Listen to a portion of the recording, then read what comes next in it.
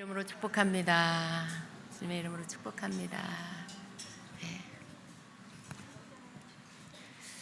아멘. 네. 여러분 주님을 더 사랑하시기를 축복합니다. 주님을 사랑하는 마음이 얼마나 귀한 건지 몰라요. 그게 여러분 항상 나는 항상 주님 사랑해. 늘 그 마음이 내 안에 있어 라고 하실 수도 있어요. 당연히 또 우리 안에 그 마음이 있어야 하는데요. 여러분 가장 주님을 사랑했던 때를 한번 생각해 보세요. 막 너무 주님이 좋아서 어쩔 줄을 모르겠는, 막 잠도 안 오고 자면서도 막 기도하고 계속 입에서는 막 방언 기도가 계속 나오고 그런 적 있으시죠? 그렇게 막 뜨겁게 주님 사랑하는 거. 근데 그 마음이 여러분 그냥 내가 원할 때 그 마음이 저절로 생긴다 라고 생각하지만 그렇지 않아요. 사랑은요 계속 불이 지펴지도록 뭔가를 이렇게 불에 탈 수 있는, 여러분 그 나무 장작들을 계속 이렇게 올려서 지펴서 그 불꽃이 계속 일어나게 하듯이 여러분 마음 안에 뭔가를 계속 태우는 것들이 있어야 돼요. 여러분이 그 주님 앞에 태워지는 것들이 있어야 돼. 그래야 그 사랑의 불꽃이 계속 일어납니다.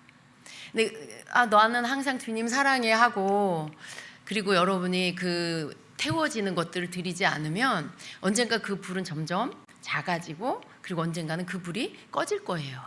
여러분 주님 앞에 태워지는 것들을 드린다는 건 주님 앞에 머무는 거예요. 주님 앞에 여러분의 시간을 태우는 거고요. 주님 앞에 여러분의 그 기도를 통해서 주님을 찾으면서 주님 앞에 머무는 그 시간들을 태우고, 말씀을 묵상하며 그 말씀을 가지고 주님을 알고자 하는 것들로 태우고, 그렇게 할 때 여러분 안에 주님을 사랑하는 마음이 꺼지지 않고 계속 더 불타오르게 될 것입니다.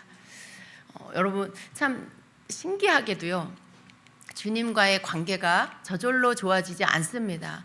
저절로 주님과의 친밀함이 계속 그대로 유지되지 않습니다. 우리가 주님과 함께 보내는 시간들을 그래야만 주님과의 사랑의 관계, 친밀함의 관계가 계속 유지될 수가 있습니다. 여러분 삶이 그렇게 되시기를 축복합니다. 계절이 이제 점점 봄이잖아요. 오늘부터 며칠 동안은 또 잠깐 겨울인 것 같아요.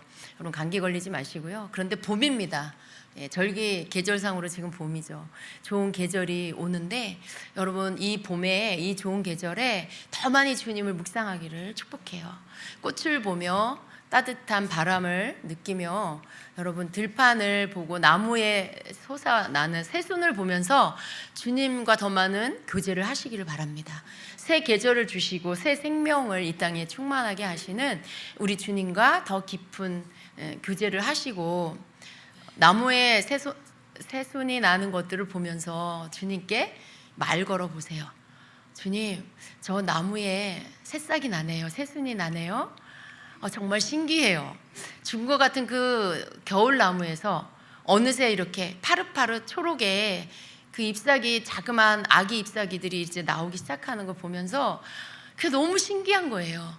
정말 그 생명의 잉태됨과 그 생명의 나타남이 식물이든 동물이든 너무 신기하잖아요. 사람이든 짐승이든 생명이 잉태되고 나는 것들은 너무나 신기하잖아요. 인간이 할 수 없는 신의 영역에, 우리 하나님의 영역에 그 모든 일들을 우리가 눈으로 보게 될 때 너무 신기하고 경이롭습니다.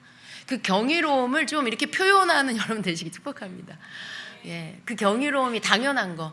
봄이 되면 꽃이 피고 새 잎이 나는 거야. 뭐 어쩌다고 이렇게 하지 마시고 그 하나하나를 좀 정말 신비롭게 보고, 여러분 생각해 보세요. 얼마나 신기해요. 그죠? 사람이 만들어낼 수 없는 거잖아요.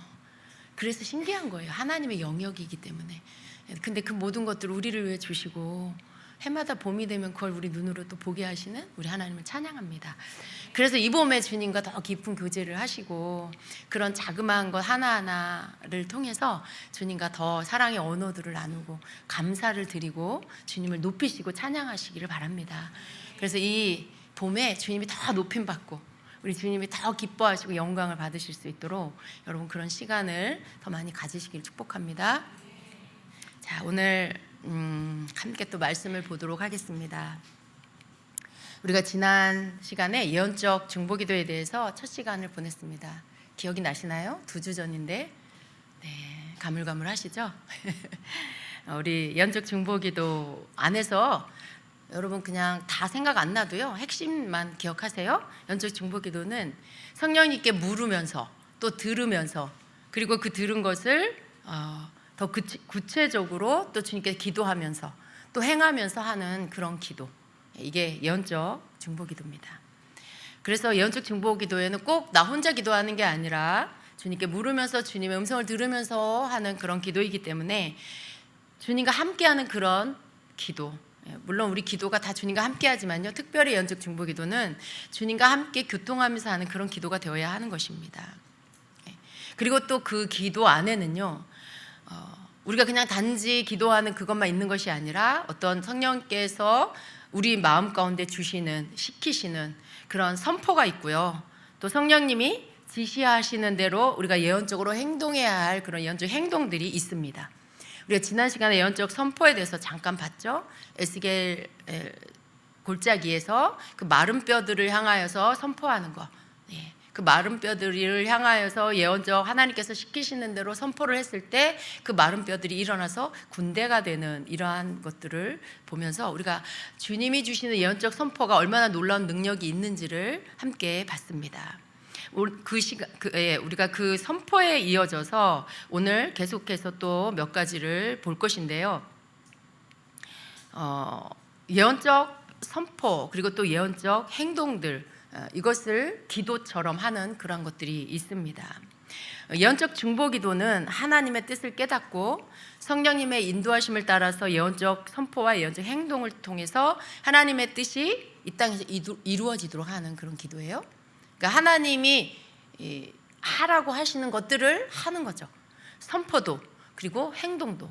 그런데 그것이 하나의 어떤 예언적 선포, 예언적 행동이 되어져서 하나님이 하시고자 하는 일들이 우리가 그렇게 할 때 이루어지는 역사들이 있는 것이죠.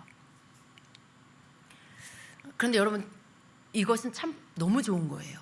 그렇죠? 우리가 성경 안에서 보면 예언적 선포가 굉장히 많고요, 예언적인 행동에 여러 가지들이 있다는 것을 보게 됩니다.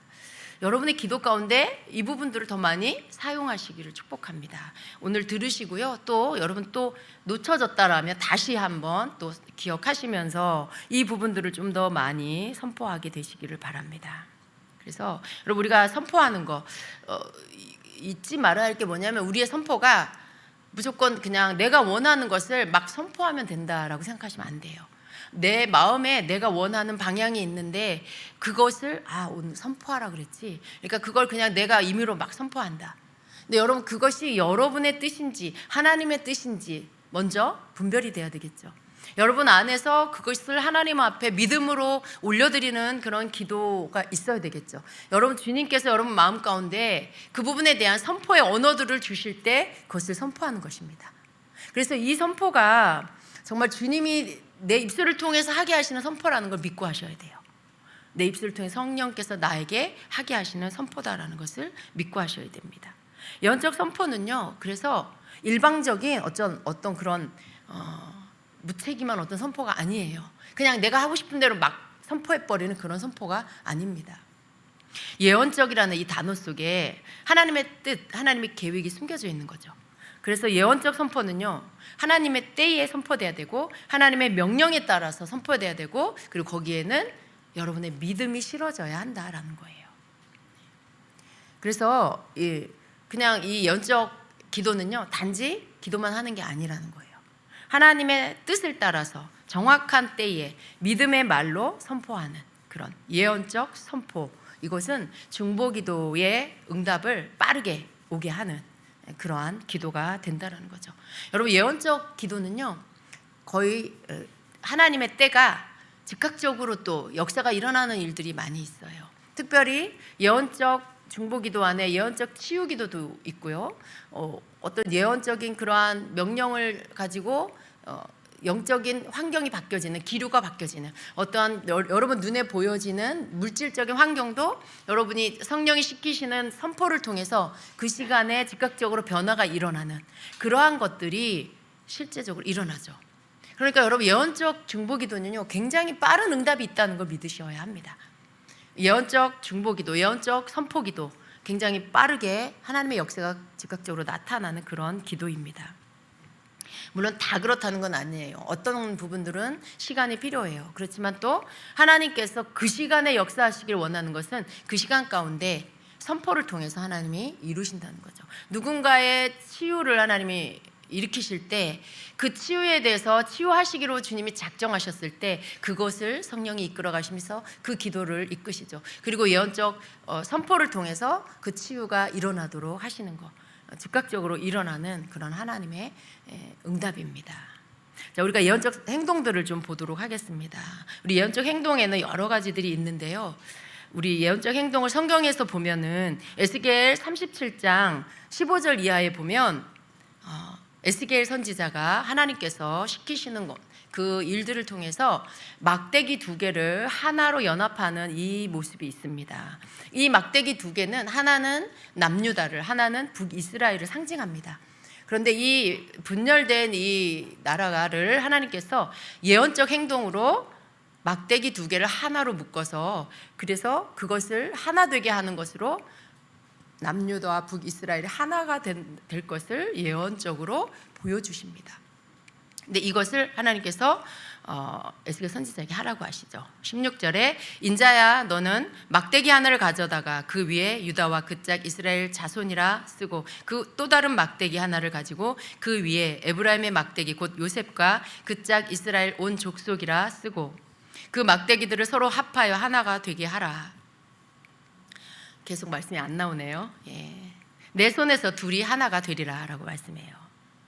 내 민족이 내게 말하여 이르기를 이것이 무슨 뜻인지 우리에게 말하지 아니하겠느냐 하거든 너는 곧 이르기를 주 여호와께서 이같이 말씀하시기를 내가 에브라임의 손에 있는 바 같이 읽어주세요. 요셉과 그 짝 이스라엘 지파들의 막대기를 가져다가 유다의 막대기에 붙여서 한 막대기가 되게 한즉 내 손에서 하나가 되리라 하셨다 하고 너는 그 글쓴 막대기들을 무리의 눈앞에서 손에 잡고 그들에게 이르기를 주 여호와께서 이같이 말씀하시기를 내가 이스라엘 자손을 잡혀간 여러 나라에서 인도하며 그 사방에서 모아서 그 고국 땅으로 돌아가게 하고 그 땅 이스라엘 모든 산에서 그들이 한 나라를 이루어서 한 임금이 모두 다스리게 하리니 그들이 다시는 두 민족이 되지 아니하며 두 나라로 나누이지 아니할지라 말씀해요. 그러시면서 24절에 가서 이렇게 말씀합니다. 내 종 다윗이 그들의 왕이 되리니 그들 모두에게 한 목자가 있을 것이라. 하나님께서 이러한 예언적 행동을 하기를 요구하셨어요. 그리고 그의 말씀대로 이루어졌습니다. 그럼 여러분 더 멀리는요, 예수님이 다시 오실 때에 이것이 완전하게 성취가 될 것입니다. 예언적 행동은요, 하나님께서 뭔가 지시를 하세요. 이렇게 해라. 그러면 그 지시를 받아서 그것을 행동으로 옮길 때, 그리고 거기에 여러분의 믿음을 실을 때 그 일에 대해서 하나님께서 그 일의 상징적인 부분들이 실제적으로 여러분의 삶 가운데 이루어지도록 하는 그러한 역사들이 있습니다. 그래서 우리가 예언적 중보 기도를 할 때 하나님께서 여러분에게 뭔가 행동으로 뭘 하라고 하시는 말씀을 주시면요, 여러분 믿음으로 하시기를 바랍니다. 어떤 땐 여러분이 이해할 수 없을 수 있어요. 여러분이 뭔가 기도하고 하나님께 간구하고 구하고 있는데 하나님이 여러분에게 좀 뚱딴지 같은 걸 하라고 하실 수도 있어요. 그럴 때 여러분이 이해할 수 없으면, 그러면 그리고 그 부분에 대해서 이해가 안 되고 거기에 여러분의 믿음이 실어지지 않으면 그 일을 순종할까요, 안 할까요? 못하죠. 안 하겠죠. 그러면 여러분이 하나님께서 여러분에게 구하는 것들에 대해 응답을 주시기 위해서 예언적 행동을 하라고 지시한 것들 놓치게 됩니다. 그럼 여러분 그 응답에 대해서 받기가 어려워져요. 여러분이 기도할 때 성령이 여러분에게 주시는 감동, 어떤 행동적인 부분에서 어떻게 하라라고 하실 때 여러분 그것을 순종하십시오. 그러면 하나님께서 그 가운데 여러분에게 그 기도에 대한 응답, 그 열매들을 보게 하실 것입니다. 그래서 예언적 행동을 응답을 받는다라는 건 굉장히 좋은 거예요. 그건 이미 응답하신 거예요. 여러분이 순종하기만 한다라면 그건 이미 하나님께서 너 이렇게 해라, 너 이거 해라 라고 하신다라면 하나님 이미 응답하신 거예요. 여러분이 순종이 되어지면 그건 응답이 됩니다. 그래서 참 놀라운 그런 기도예요. 여러분이 생각해서 하면 안 돼요. 내가 이렇게 하면 하나님 응답해 주시겠지 하고 여러분이 생각한 예언적 행동을 여러분이 만들어내서 한다. 그건 아닙니다. 하나님이 여러분에게 지시하셔야 되는 거죠. 말씀해 주셔야 돼요. 여러분에게 감동이 온다든지 음성으로 듣는다든지 꿈으로 받는다든지 여러분이 꿈으로 받았는데 누군가가 또 확증을 주면서 또 얘기를 해준다든지 어떤 그러한 것들을 통해서 여러분이 그것을 받고 그리고 그것을 행동으로 옮기게 될 때 그때 여러분이 그 기도에 대한 응답을 받게 되는 것입니다. 이걸 여러분이 경험을 하면요, 2번, 3번의 그러한 일들이 이후에 계속 있을 때 그때는요 여러분 즉각적으로 순종하게 돼요. 왜냐면 1번, 2번 경험을 했기 때문에 하나님이 이렇게 말씀하시는 이유가 있어. 그때도 이렇게 말씀하신 건 나에게 주시려고, 내게 이루어 주시려고 그랬었어. 그 믿음이 여러분에 이미 생겼기 때문에 그 다음번에는요 여러분 즉각적으로 순종할 수 있게 됩니다. 그래서 여러분에게 이러한 경험들이 많이 있는 것이 좋습니다. 자, 우리가 그리고 또 예언적 행동 안에는요 기도의 행진 그리고 또 나팔을 부는 것, 이런 것들이 있습니다. 우리가 잘 알고 있는 기도의 행진, 이스라엘 백성이 여리고성을 돈 것입니다. 우리가 그 말씀을 보면 참 우리라면 어떻게 했을까 하는 생각을 해보게 돼요. 하나님께서 이제 가나안 땅에 들어가는데 그 마지막에 여리고성에서 그 아주 철옹성 같은 그 여리고성을 어떻게 통과를 합니까? 그 위에, 성벽 위에 전차가 지나갈 수 있을 정도의 견고한 그러한 성이에요. 근데 그걸 어떻게 뚫고 들어갑니까? 그런데 하나님께서는요 엉뚱한 지시를 하시는 거예요. 어떻게 하라고요?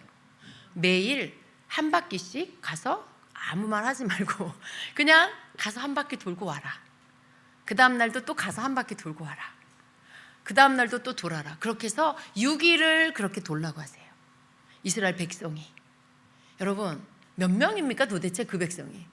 그 많은 이스라엘 백성이 가가지고 군사로 뽑힌 사람들이, 그 많은 사람들이 가서 아무 말도 안 하고 그냥 여리고성 맥없이 한 바퀴 돌고 와야 돼요. 여러분 우리 이 인원이 만약에 그렇게 할 때 여러분 중에 아무 말도 안 하고 하고 가가지고 한 바퀴 아무 말 없이 돌고 올까요? 여러분 중에 좀 성질 급한 사람, 꼭 따져 물어야 돼. 궁금한 건 꼭 물어서 답을 들어야 돼. 이런 사람 있잖아요. 아니 도대체 왜 이렇게 하시라는 거야? 이렇게 해서 어떻게 이 성을 뚫고 들어간다는 거야? 도대체 무슨 생각으로 그런 말씀을 하시는 거야? 모세, 하나님이 도대체 뭐라고 하신 거야? 말씀하셨는데 안 해준 얘기가 있으면 빨리 해줘. 난 이렇게 계속 아무 말도 없이 빙빙 도는 거 이해가 안 돼. 왜 해야 되는지 이러면서 따져 묻는 사람이 있겠죠, 그죠?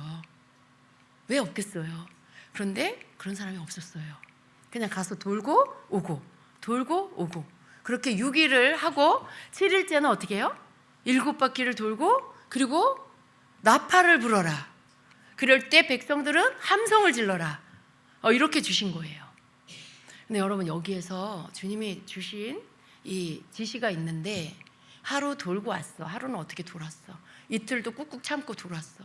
3일은 도저히 참을 수가 없어서 막 거기서 막 떠들어대고 난 못 가겠어 막 이러고 이렇게 됐다라면 어떻게 됐을까요?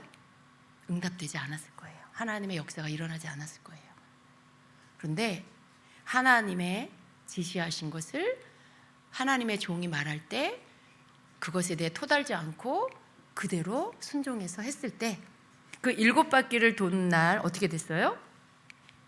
제사장 7은 7 양각나팔을 잡고 언약궤 앞에서 나아갈 것이요 7째 날에는 그 성을 7번 돌며 그 제사장들은 나팔을 불 것이며 제사장들이 양각나팔을 길게 불어 그 나팔 소리가 너희에게 들릴 때에는 백성이 다 큰 소리로 외쳐 부를 것이라. 그리하면 그 성벽이 무너져 내리리니 백성은 각기 앞으로 올라갈지니라 하시며, 이게 하나님이 지시한 거예요.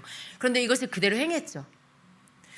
여러분 하나님께서 그렇게 했을 때 성벽이 무너질 것이고 너희가 앞으로 나가게 될 것이다 라고 하실 때 만일 누군가가 이 말씀에 불순종해서 다른 행동을 했다라면 어떻게 될까요? 모든 이스라엘 백성들의 원망이 그 사람한테 갈 수 있어요. 하나님의 지시함 속에는요, 약속이 있었고, 그리고 하나님의 어미하심이 들어있는 거예요. 이렇게 해야 이 성벽이 무너진다라고 하실 때 백성들은 두려움으로 들어야 했고요, 그리고 하나님의 약속을 믿어야 되는 거였죠. 하나님이 여기까지 오는 동안 많은 기적을 베풀어 주셨잖아요. 그 하나님을 신뢰하고 그 하나님을 두려워함으로 하나님이 여리고성을 무너뜨리는 방법을 알려주셨을 때 하나님이 내신 방법을 이들은 순종해야만 했던 거죠. 그리고 그렇게 따라 했습니다. 믿음에는요, 여러분, 인내가 필요해요. 우리가 성경에 나오니까 뭐 여리고성 쉽게 무너졌네, 맨날 가서 한 바퀴씩 돌고 싸울 필요도 없었고 가서 7바퀴 돌고 소리 질렀으면 됐네, 쉽게 생각할 수 있어요. 그런데 여러분, 오히려 우리가 상식적으로 하는 일들, 가서 전쟁이니까 칼을 들고 방패를 들고 싸워서 이기는 건 오히려 쉬울 수 있어요. 그런데 가서 아무 말도 하지 않고 그냥 돌기만 해라라고 할 때 오히려 그것이 더 힘들 수 있습니다. 이건 싸움이 아니라고 생각하니까요. 근데 하나님이 말씀하신 것을 그대로 순종하는 거, 이게 믿음이 없이는 할 수가 없는 거예요. 이 믿음 안에는 항상 인내가 필요합니다. 아무런 군사적인 행동 없잖아요. 그런데 그냥 그렇게 돌아야 한다는 것이 너무 이해되지 않는 그런 상황에서도 인내하고 믿음으로 그 일들을 순종해 나가야 한다는 것이죠. 여기에 믿음이 필요해요. 하나님이 그렇게 하시라고 했을 때는 하나님께서 하실 일이 있을 거야. 하나님이 분명히 이렇게 하루 이틀 6일 동안 하고 7일째 이렇게 했을 때 이렇게 해서 소리 지르면 성벽이 무너진다고 하셨지. 그럼 하나님이 하신 말씀이니까 하나님이 이루실 거야 하는 이 믿음, 믿음이 있어야 하는 거죠. 여러분, 하나님께서 여러분 막 문제를 놓고 기도하는데 하나님이 여러분에게 그것과 전혀 상관없는 어떤 행동을 요구하시는 응답을 주신다. 그때 여러분 그런 적 있으실 거예요. 그때 어떠셨어요? 속으로 어떤 생각하셨어요? 이거 왜 하라고 하시지? 이거 왜 해야 되지? 이게 그것과 무슨 상관이 있지? 뭐 이런 생각 하신 적 있지 않습니까? 그게 그냥 여러분의 반응이에요. 믿음은요, 그게 믿음이 아니에요. 옳은 것을 찾아내서 하나님이 왜 하시려고 하는지를 이해를 해서 그 다음에 해야지. 그건 믿음이 아니고 그냥 상식이죠. 근데 여러분, 여러분이 들은 음성이 주님의 음성이 맞다라면 그냥 순종하시면 되는 거예요. 왜냐하면 그분이 하나님이세요. 그 말씀하신 분이 하나님이세요. 전제가 뭐냐면 주님이 하신 말씀이 맞다면, 여러분의 듣는 음성이 하나님의 음성이 아니면 안 되는 거죠. 엉뚱한 말을 들었는데 분별을 받아봤더니 주의 음성이 아니야. 그러면 안 되잖아요, 그죠? 분명히 하나님의 음성이라는 확증이 있으셔야 되겠죠. 우리가 하나님의 음성 듣는 일에 훈련되어져서 익숙해질 때까지는 그것이 하나님의 음성이라는 확증을 받는 것들이 필요합니다. 그랬을 때 여러분이 기도하고 하나님이 여러분의 뭔가를 요구하실 때, 행동적인 걸 요구하실 때 여러분 그것이 하나님의 음성이 맞다라면 그게 이해가 되지 않아도 하나님이 하라 하시는 그 순종의 요구를 순종하시는 것, 이게 믿음인 거예요. 이러한 믿음이 필요합니다. 예언적 행동을 요구하실 때 응답을 주시기 위해서 하라고 하시는 그 일에 대해서 여러분이 그 부분에 대해서 불순종하는 게 아니라 순종을 함으로 인해서, 믿음의 순종을 함으로 인해서 여러분이 하나님이 주시는 응답을 받을 수 있다는 거예요. 그래서 그러한 예언적 행동을 여러분이 하셔야 합니다. 여기 이 여리고성이 무너질 때 7바퀴를 돌고 나서 그 다음 뭐를 했죠? 양각나팔을 불었어요. 양각나팔을 불었어요. 근데 우리가 이거 한 가지 짚고 넘어갈 건 뭐냐면 이 양각나팔을 부는 것도 예언적 행동인데요. 이 양각나팔은 주로 구약에서 희년을 알리는데 사용을 했어요. 그런데 이 여리고성을 무너뜨릴 때 이 양각나팔을 불라고 하나님이 지시하셨습니다. 나팔 소리, 뭔가 이 나팔은요, 성경에서 항상 어떤 신호를 알리는 그러한 용도로 사용이 됐어요. 그리고 어떤 예언적 신호를 알리는 그러한 도구로도 사용이 됩니다. 그래서 신약으로 넘어가서 우리가 이 나팔에 대한 부분들 굉장히 중요해졌습니다. 구약에서는 예언적인 부분들로 보여줬고요. 신약에 와서는 이 나팔이 실제적으로 예수님이 다시 오실 때 예수님의 강림과 성도의 휴거가 일어나게 하는 신호로 마지막 나팔을 불게 된다라고 하셨습니다. 여러분, 구약에 보면요, 나팔 부는 건 다 어떤 신호를 알릴 때 사용이 됐어요. 신호를 알리는 도구, 예언적인 어떤 일들이 일어나도록 그 앞에 그 신호를 주는 나팔입니다. 그래서 나팔을 분다라는 건 굉장히 예언적인 거예요. 우리 교회는 나팔팀이 있어요. 어디 갔어요, 나팔? 팀장 어디 갔어요? 있어요? 네. 나팔을 불게 한 이유는요, 이러한 이유 때문입니다. 우리가 예배를 드릴 때도요, 나팔을 부는 것은 성경에서 가지고 온 거예요, 그 의미를. 그리고 그 예언적 행동을 성경에서 가지고 와서 우리가 실제적으로 예배를 시작할 때, 찬양할 때, 필요할 때 나팔을 붑니다. 실제적으로 나팔을 불므로 인해 영적인 일들이 일어나는 거예요. 여러분, 성경에 보면 왜 그냥 나팔을 불었을까요? 왜 여리고성을 7바퀴 돌고 나팔을 불라 하셨을까요? 그리고 그 나팔을 불고 함성을 지를 때 어떻게 성벽이 무너졌을까요? 이게 예언적인 거예요. 나팔은요, 무너지게 하는 그러한 놀라운 역사들이 있어요. 악한 원수 마귀가 쫓겨가게 하고요. 그리고 막혀 있는 것들이 무너지게 하고요. 그러한 어떤 뚫어지게 하는, 돌파를 가져오게 하는 이러한 예언적인 그런 행동에 사용되는 나팔입니다. 여러분, 그냥 우리 교회 나팔 왜 불지? 여러분 중에 전혀 이러한 것들을 쓰지 않는, 깃발도 쓰지 않고 나팔도 사용하지 않는 그런 전통교회에 계시다가 오신 분들은 처음에 너무나 저것 때문에 거부 반응이 일어나셨을 거예요. 그런데 여러분, 깃발도 그렇고 나팔도 그렇고 성경에 사용되어지는 예언적 행동을 하게 하는 예언적 도구들입니다. 우리는 믿음으로 그것을 가지고 와서 쓰는 거예요. 구약 시대에 전쟁 가운데 나팔을 썼구나. 깃발을 사용했구나. 승리를 상징하는 것이 바로 깃발이구나. 가지고 와서 우리의 예배 가운데 우리가 쓰는 거예요.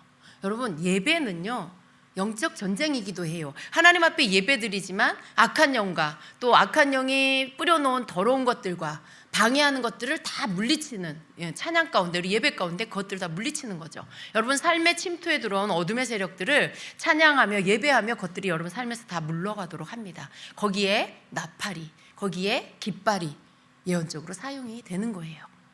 그래서 여러분, 이러한 어떤 예배의 도구, 이러한 영적인 기도의 도구들은 굉장히 강력한 파워가 있다는 것을 믿으시기 바랍니다. 근데 여러분이 만약에 이 부분들에 대한 믿음도 없고 지식도 없고 저걸 왜 부는 거야, 시끄럽게, 깜짝깜짝 놀라게, 좀 깜짝깜짝 놀라는 건 좀 있는 것 같아요. 근데 그거는 이제 우리 나팔팀이 더 연습을 많이 해서 좀 더 전문적이 되고 프로가 되면 더 잘 불 수 있어요. 지금도 굉장히 많이 실력이 늘었어요. 아주 잘하고 있어요. 그럼 어쩌다가 한번 그러는 거 그냥 봐줘야죠, 그죠? 우리가 다 완벽하게 잘할 수는 없잖아요. 그래서 그렇게 깜짝깜짝 놀라더라도 용서하세요. 우리 나팔팀 위해서 기도 많이 해줘야 되겠다, 이렇게 하시고 그 나팔이 의미하는 것들을 여러분 생각하시면서 그 나팔 부는 것들에 대하여 여러분 영적인 것들을 생각하시면서 들으시기 바랍니다. 예배 안에 이제 문을 여는 거예요. 그 나팔을 불면서 주님이 다시 오실 때 어떨까, 우리가 그 생각도 해보고, 또 영적 전쟁에 나팔을 불면서 여리고성이 무너졌던 것들도 생각하면서 우리의 나팔 소리가 예배 가운데 승리를 가져오게 하는, 성벽이 무너지게 하는 그러한 놀라운 영적인 일도 일어나게 하겠구나, 주님 제가 믿습니다 하고 여러분 함께 마음을 실어서 예배로 나아가는 것입니다. 그래서 그렇게 또 나팔을 불 때 또 이런 놀라운 하나님의 일들이 일어난다는 걸 믿으시기 바랍니다. 우리 다른 거 몰라도요, 계시록에 나오는 이 마지막 나팔이 불릴 때 예수님이 다시 오시는 거에 대해서 여러분 다시 한번 기억하셔야 돼요. 우리 말씀 좀 같이 보도록 하겠습니다. 계시록 11장 15절입니다. 일곱째 천사가 나팔을 불매 하늘에 큰 음성들이 나서 이르되 세상 나라가 우리 주와 그의 그리스도의 나라가 되어 그가 세세토록 왕노릇 하시리로다 하니, 일곱째 천사가 나팔을 불 때 하늘에서 큰 음성이 나서 이르되 세상 나라가 우리 주와 그의 그리스도의 나라가 되어 그의 세세토록 왕노릇 하리로다. 이 선포가 있고요. 그리고 이제 주님의 공중강림과 성도의 휴거가 일어나게 된다는 것입니다.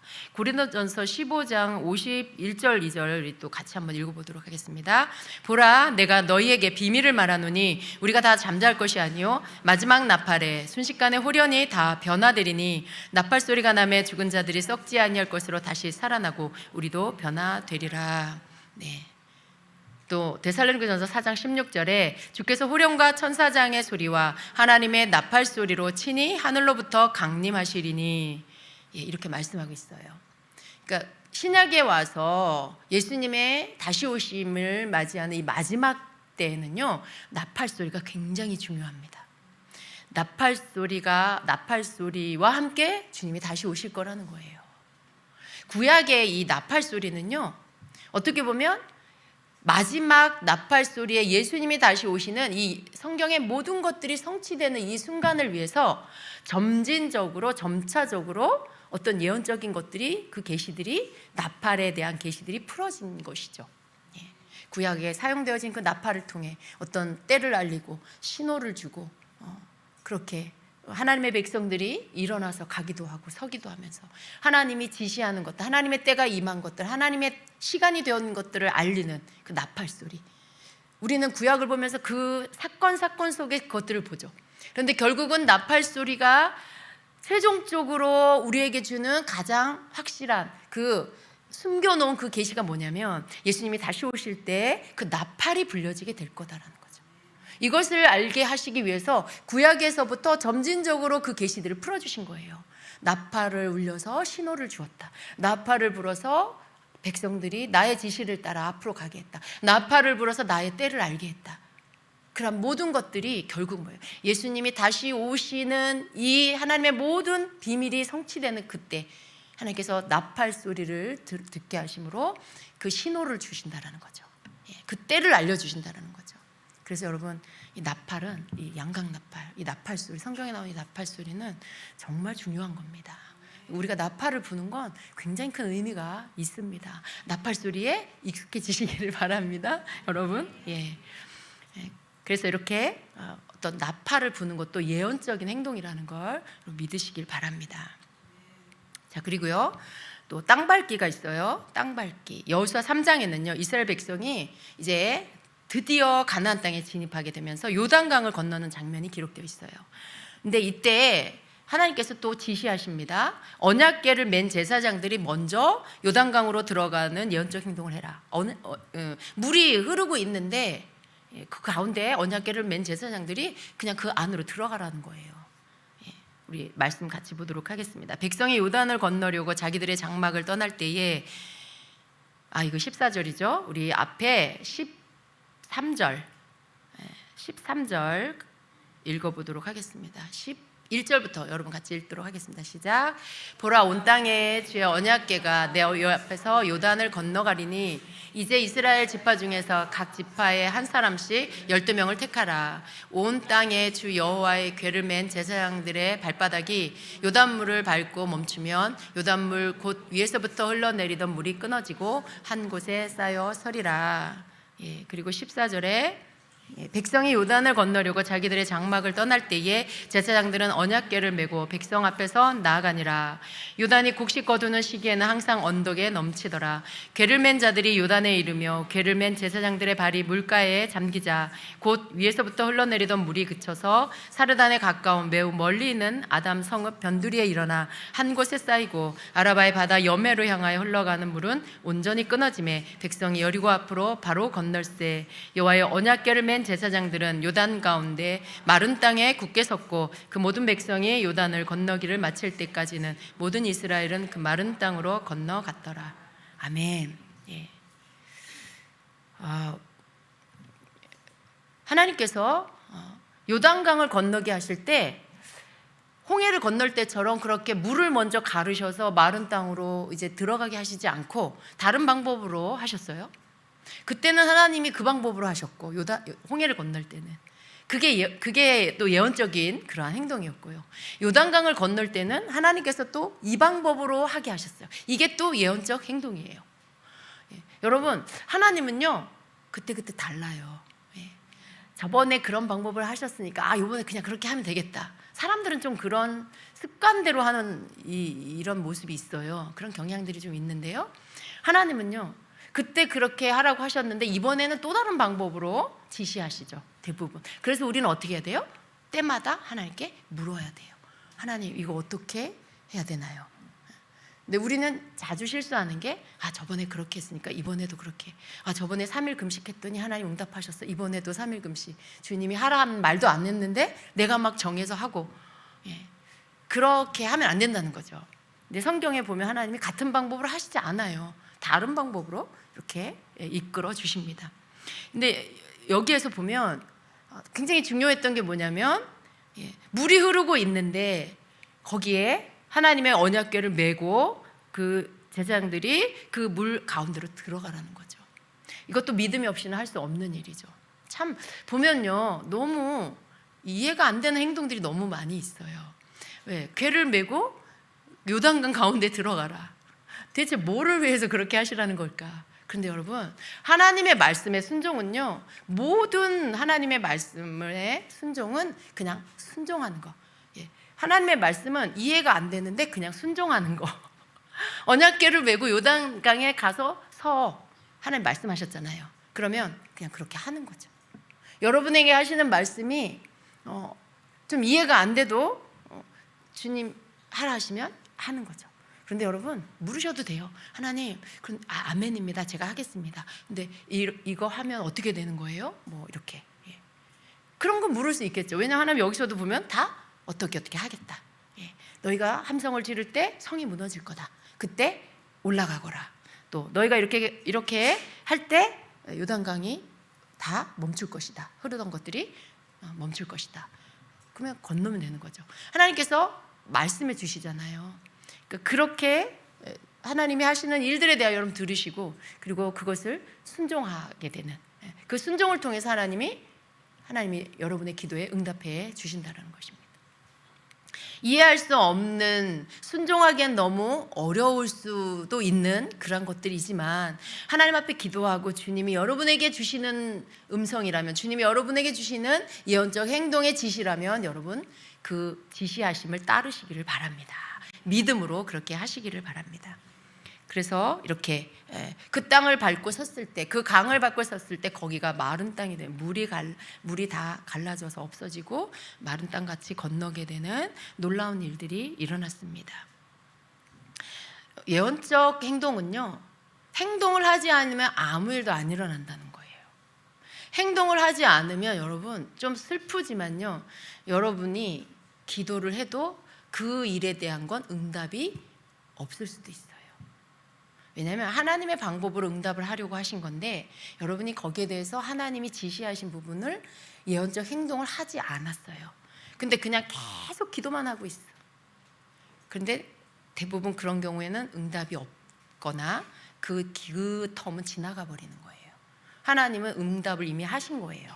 응답을 주시려고 응답이 되는 예언적 행동, 믿음을 요구하시는 것들을 이미 주신 건데, 그 부분에 여러분이 믿지 못함으로 인해 순종을 하지 못하면 그 응답이 그냥 지나가는 거죠. 성취되지 않고. 그래서 예언적 행동은요, 행동으로 옮기지 않으면 이루어지지 않아요. 하나님의 응답이 없습니다. 그걸 아셔야 돼요. 이스라엘 백성들이 고생한 이유가 뭐예요? 불순종 때문에 그랬죠. 돌고 계속 또 광야로 들어가서 40년을 돈 이유가 뭐예요? 하나님의 말씀에 순종하지 않아서 그들이 하지 않아도 될 고생을 했어요. 우리도 똑같습니다. 하나님께서 여러분에게 기도하는 것에 대해서 뭔가 하나님 말씀해 주셨는데 그 부분에 대해서 믿을 수가 없어서, 믿지 못해서 그것에 대해서 순종하지 않으면 여러분의 삶에, 여러분의 그 맞는 때의 응답이 오지 않는다는 걸 아셔야 돼요. 하나님의 지시하심, 하나님의 음성, 여러분에게 뭔가 여러분 기도했을 때 말씀하시는 부분은 응답으로 이어지는 관문이에요. 그 행동이 이루어졌을 때 여러분이 그 응답의 문으로 들어가서 응답을 얻게 된다는 거죠. 그런데 행동을 하지 않아. 하나님 말씀하셨고 지시하셨는데 예언적 행동을 하지 않았어.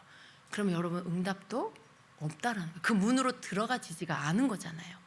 그걸 우리가 알아야 합니다. 그래서 예언적 행동은요 굉장히 중요해요. 기도하는 가운데, 여러분이 기도하는 가운데 하나님이 요구하시는 예언적 행동은 응답과 연결되어 있다는 것을 꼭 아셔야 합니다. 자, 그리고 이제 깃발 흔들기가 있습니다. 여러분, 깃발은요 승리의 상징이에요. 예, 깃발을 흔든다는 것은 치열한 영적 전쟁에서 승리했음을 알리는 표식입니다.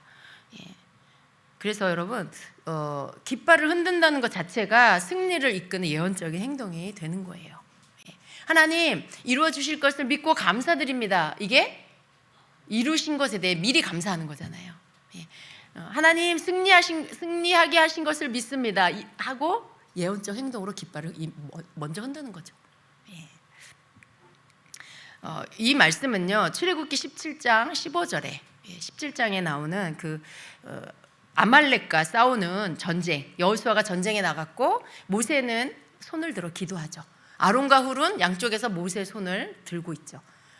모세의 손이 내려오면 여호수아가 지고, 손이 올라가면 여호수아가 이기고, 그런 상황에 계속 돌을 받치고 모세를 앉히고는 양쪽 팔을 계속 붙잡고 결국은 어떻게 해요? 승리하죠.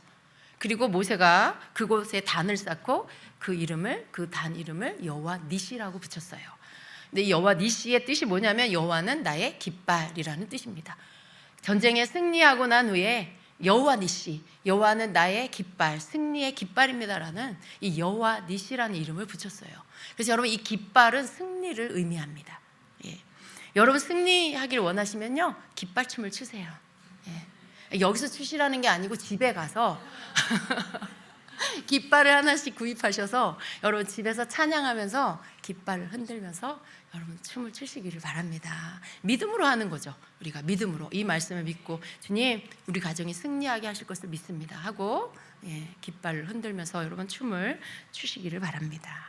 그래서 깃발은요 이렇게 승리를 의미하는 이런 예언적인 행동에 사용된 도구입니다. 또 영적인 외침이 있어요. 외치는 거, 함성 지르는 거, 이런 부분들이 성경에 많이 나와요. 아까 여리고성 무너뜨릴 때도 백성들에게 함성을 지르라고 했죠. 근데 기드온 사사기에 기드온 300용사와 기드온이 함성을 질러서 승리한 일들이 있습니다. 이 함성 지르는 일들이요, 뭔가 이 강력한 아주 견고한 진이 무너지게 하는 영적인 그 벽이 무너지게 하는 놀라운 그 능력이 있습니다. 그래서 여리고성과 같은 그 벽도 무너졌죠. 그 함성을 지르고 나팔을 불고 함성을 지를 때 벽이 무너졌어요. 이렇게 함성을 지르는 거, 외치는 것은요 어떤 벽이 무너지게 하는 놀라운 영적인 능력이 있다라는 것입니다. 그러한 예언적 행동입니다.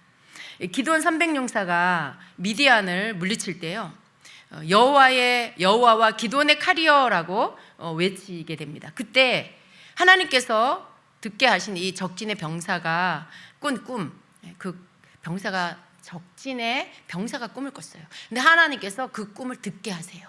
그런데 그 친구가 또 그 꿈을 해석해 주죠. 근데 그 꿈을 들으니 기드온의 용사들이 이기게 된다라는 예언적 꿈을 꾼 거예요. 근데 그 꿈을 듣고는 기드온이 갑자기 막 굉장히 성령 충만해집니다. 막 기름 부음이 임해요. 적군의 병사가 들은 꿈을 듣고는 기름 부음이 막 임해요. 그리고는 그 전쟁을 이끌고 승리하게 되는데 여러분 함께 좀 말씀을 보도록 합니다. 자, 기드온이 그곳에 이른즉 어떤 사람이 그의 친구에게 꿈을 말해 이르기를 보라 내가 한 꿈을 꾸었는데 꿈에 보리떡 한 덩어리가 미디안 진영으로 굴러들어와 한 장막에 이르러 그것을 쳐서 무너뜨려 위쪽으로 엎으니 그 장막이 쓰러지더라. 그의 친구가 대답하여 이르되 이는 다른 것이 아니라 이스라엘 사람 요아스의 아들 기드온의 칼이라. 하나님이 미디안과 그 모든 진영을 그의 손에 넘겨주셨느니라 하니라. 정말 하나님은요 이 적진의 병사도 사용하시는 거예요. 진짜 예언적이죠? 이 병사가 자기들이 공격받아서 질 거라는 거, 기드온이 이길 거라는 것을 지금 예언적으로 말하고 있는 거예요. 또 그걸 하나님은 기드온에게 듣게 해주십니다. 그리고 기드온이 그 꿈과 해몽하는 말을 듣고 경배하며 이스라엘 진영으로 돌아와서 일어나서 군대를 몰고 이제 가서 승리하게 되죠. 여러분, 이때 어떤 전략이 있어요. 한 손에는 횃불을 들고 한 손에는 항아리를 들고 이 항아리 속에 횃불을 집어넣고는 적진으로 가가지고 이제 신호를 주면 300명의 용사에 100명, 100명, 100명 세 진으로 나누어서 차례대로 항아리를 깨고 횃불을 들고 그리고 함성을 지르는 거죠. 근데 이러한 방법으로 전쟁을 이기게 됩니다. 이때 나팔을 불고 항아리를 부수고 왼손에 횃불을 들고 오른손에 나팔을 들어 불며, 여기서도 나팔이 나오죠. 또 나팔을 붑니다. 그리고 이어서 외쳐 이르되, 7장 20절입니다. 외쳐 이르되 여호와와 기드온의 칼이다라고 외치게 되죠. 이게 여리고성 무너뜨릴 때랑 약간 전략이 좀 비슷해요. 나팔을 불고 함성을 지르고 외치는 거죠. 근데 그렇게 했을 때 자기들 그 적진의 그 군사들이요 막 뛰고 부르짖고 막 도망가요. 그리고는 어떻게 해요? 자기들끼리, 자기 친구들끼리 서로 막 칼로 죽이고 싸우고 이렇게 됩니다. 그래서 승리하게 되는데요. 여러분, 이 외치는 소리가 굉장히 힘이 있다는 걸 믿으시기 바랍니다. 우리 때로 하나님께서 막 우리 안에 성령께서 예배 가운데 찬양 가운데 막 함께 함성 지르게 하실 때가 있어요. 그때 열심히 하신 분, 아주 예언적인 분입니다. 아주 예언적인 분. 성령께서 여러분 이렇게 우리 모두가 함께 함성을 지르게 하실 때 그때 우리가 뭔가 전쟁을 치르고 있는 걸 아셔야 돼요. 여러분 삶 안에 무너져야 될 것들을 하나님께서 무너지게 하시려고 같이 나팔 소리와 함께 함성을 지르게 하시는 거. 우리는요 믿음으로 구약의 이스라엘 백성들이 승리할 때 사용했던 것들을 예언적으로 가지고 와서 우리가 써야 하는 거예요.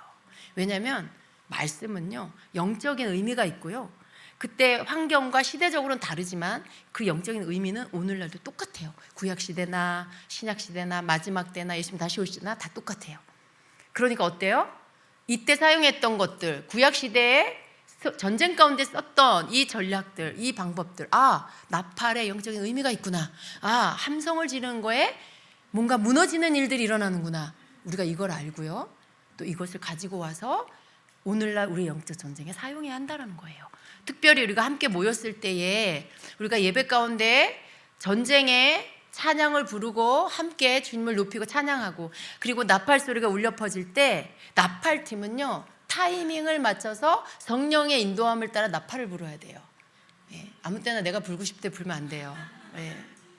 이것은 나팔은 대부분 신호를 알리는, 때를 알리는, 특별히 치고 나아갈 때가 언젠지 또 함성을 지르며 나아갈 때가 언젠지를 알리는 신호에 이 나팔이 사용돼야 돼요. 그래서 계속해서 성령님의 인도함을 받아서 찬양과 함께 그때에 맞는 나팔을 불 때 우리는 또 함성을 질러서 그때 여러분 삶에 가로막혀 있는 장벽들이 무너지게 하는, 하나님이 실제로 그런 일들을 하세요.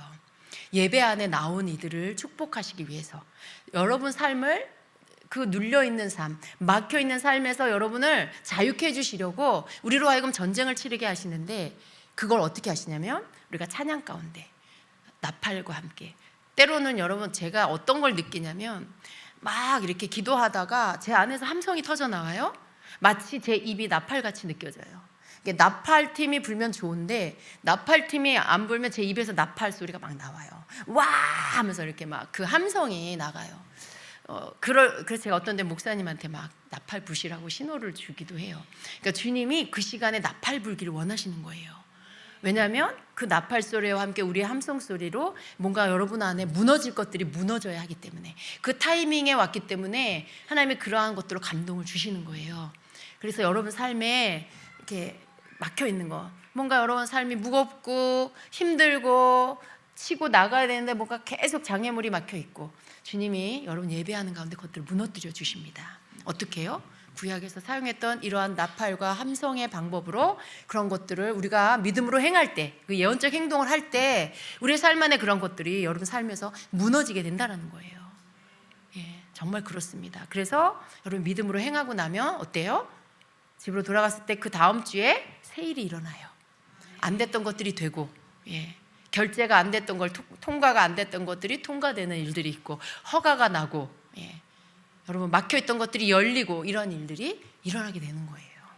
그래서 여러분 예배 안에 여러분이 하는 예언적 행동이 굉장히 중요하다는 거예요.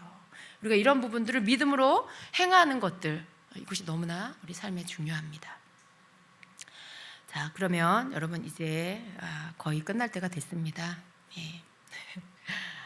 우리 또 성경에 보면은요, 무리바 물에서 반석에서 물이 나게 하는 이러한 예언적 행동이 있죠. 하나님께서 모세에게 지팡이로 반석을 쳐라 그랬을 때, 그 지시를 따라 순종했을 때 반석에서 물이 나는 이러한 기적이 일어났습니다. 이 또한 예언적인 행동이죠. 또 여러분 마라의 쓴물을 달게 하는 이런 예언적 행동들이 있죠. 하나님께서 그 쓴 물에 사람들이 먹을 수 없어요. 마라에 물이 써서. 그랬을 때 모세가 하나님께 기도했을 때 하나님께서 지시하는 한 나무의 그 가지를 그 물에 던져라 라고 하셨을 때 그 물이 단물로 바뀌죠. 이러한 것들도 예언적 행동입니다.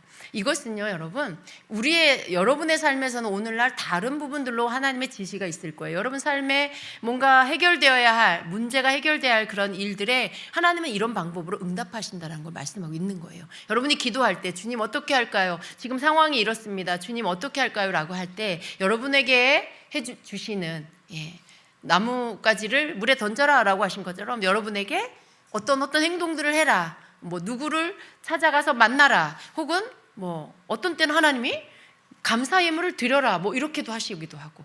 근데 그것이 여러분에게 주는 해결책이라는 거, 하나님이 그걸 함으로 인해서 해결이 되도록 문을 여신다는 걸 아셔야 돼요. 이것이 다 예언적인 행동입니다. 오늘날 여러분에게 하나님이 이렇게 일하고 계신다는 걸 여러분 믿으시고요. 기도 가운데 주시는, 하나님이 주시는 성령이 여러분에게 감동하시고 말씀하시고 자꾸 알게 하시는, 뭔가 지시하시는, 하라고 하시는 일들에 대해서 여러분 순종하시면서 하나님의 그 기적을, 하나님의 역사하심을 여러분 삶 가운데 체험하시기를 바랍니다.